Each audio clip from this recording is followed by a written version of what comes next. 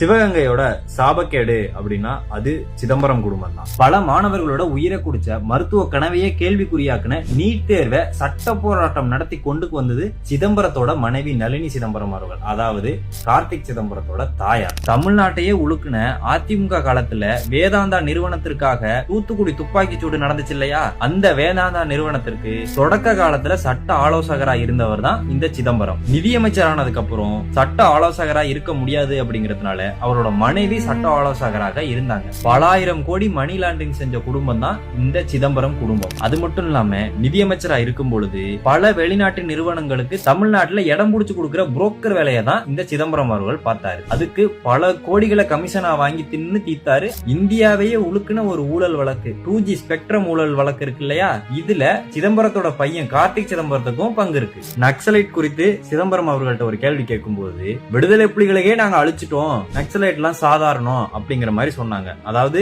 தமிழ் மக்களை காப்பரனா இருந்து காத்த விடுதலை புலிகளை அழிச்சத பெருமையா சொன்னவர் தான் இந்த சிதம்பரம். உலகத்துல எவ்வளவு பெரிய கல்லஞ்சக்காரனாகவே இருந்தாலும் இசைப்பிரியாவோட மரணத்தை பத்தி கேட்டாங்கன்னா அவங்களால கண் கலங்காம இருக்க முடியாது. பாலியல் வன்கொடுமை செஞ்சு துன்புறுத்தி அணுவா சித்திரவதை செஞ்சு கொல்லப்பட்டவங்க இசைப்பிரியா அவர்கள். அந்த இசைப்பிரியாவோட புகைப்படத்தை காமிச்சு சிதம்பரம் அவர்கள்ட்ட செய்தியாளர்கள் கேள்வி கேட்கும் போது இந்த புகைப்படத்தை பார்க்கும் பொழுதே அங்க என்ன நடந்திருக்கும் அப்படிங்கறத அனுமானிக்க முடியுது அப்படின்னு சொல்லி சிரிச்சுக்கிட்டே சொன்ன ஈனப்பிறவிதான் இந்த சிதம்பரம். தமிழர்களை காட்டி கொடுத்து உயிர் வாழ்ற ஒரு ஈனப்பிறவினா அது சிதம்பரம் குடும்பம் தான். இந்த 2026 சட்டமன்ற தேர்தலில் அண்ணன் செந்தமிழன் சீமான் அவர்களை தேர்ந்தெடுப்பதன் மூலமாக தமிழினத்தை பிடிச்ச இந்த சாபக்கேடான சிதம்பரம் குடும்பத்தையும் அவங்களோட அரசியலையும் இவங்களுக்கு ஓட்டு போட்ட பாவத்தை துடைக்கிறதுக்கான ஒரு வாய்ப்பா காரைக்குடி மக்களுக்கு ஒரு நல்ல வாய்ப்பு இருக்கு.